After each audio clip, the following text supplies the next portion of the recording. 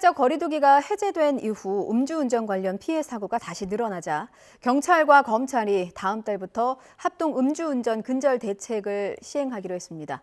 음주운전으로 사망사고를 내거나 3차례 이상 상습적인 음주운전 범죄를 저지르면 차량까지 몰수하기로 했습니다. 안동준 기자의 보도입니다.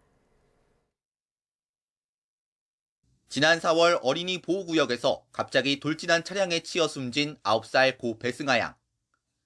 아이의 생명을 앗아간 건 만취 상태로 운전대를 잡은 음주운전 차량이었습니다.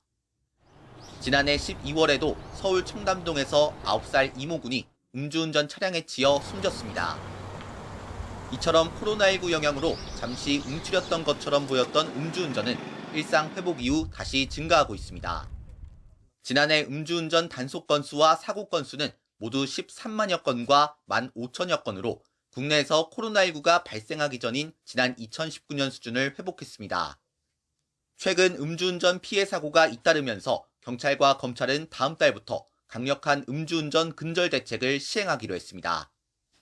먼저 중대 음주운전 사범의 경우 경찰과 검찰이 법원 영장을 발부받아 차량을 압수하거나 몰수할 수 있습니다. 음주운전으로 사망사고를 내거나 5년 내에 3회 이상 음주운전을 하는 경우에 여기에 해당합니다.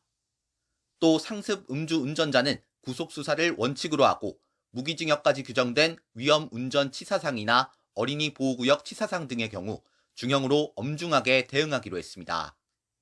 지난해 9월 가수 겸 배우 이루 사례처럼 음주운전 사고 뒤 운전자 바꿔치기를 시도한 경우 초동 단계부터 적극 수사할 방침입니다.